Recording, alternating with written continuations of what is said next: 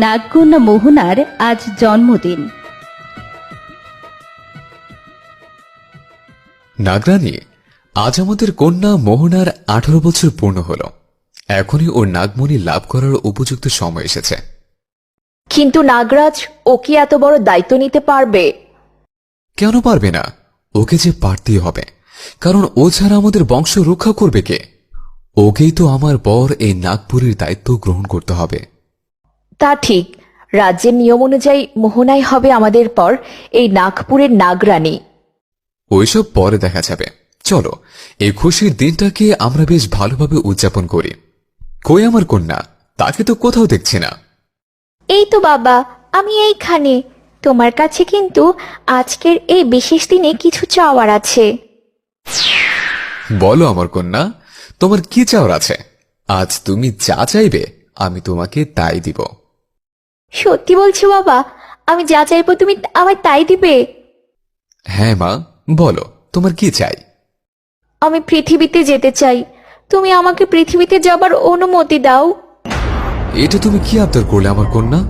অনেক বছর হলো আমরা পৃথিবীতে যাতায়াত করি না। কেন বাবা, পৃথিবীতে গেলে কি হবে? এটা আদিনাগিনের আদেশ। আমরা তো কিছুতেই আদিনাগিনের আদেশ অমান্য করতে পারি না।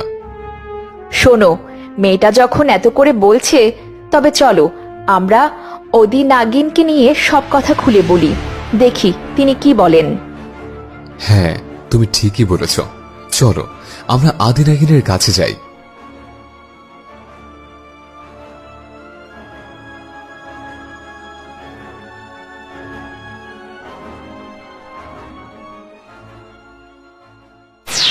কি হয়েছে নাগরাজ, নাগরানী? নাগপুরীতে কি কোনো বিপদ দেখা দিয়েছে? না না আদিনাগিন, আমরা আপনার কাছে এসেছি একটা অনুমতি চাইতে। কিসের অনুমতি? আমাদের একমাত্র কন্যার আজ 18 বছর পূর্ণ হয়েছে, তাই নাগপুরীর নিয়ম অনুসারে সে এখন নাগমণি পাওয়ার যোগ্য, কিন্তু সে এখন পৃথিবীতে গমন যেতে চায়। ও আচ্ছা, এই বিষয়। এত চিন্তার কি আছে? আমি অনুমতি দিলাম মোহনাকে, তোমরা পৃথিবীতে যেতে দিও। পৃথিবীর থেকে ঘুরে এলে তারপর সে তার দায়িত্ব বুঝে নেবে। আচ্ছা, তবে আমরা মোহনাকে পৃথিবীতে যাবার অনুমতি দিচ্ছি। কিন্তু নাগমণি কি করব? নিয়ম অনুযায়ী আজ থেকে তো ওই নাগমণি আর আমাদের কাছে রাখা যাবে না।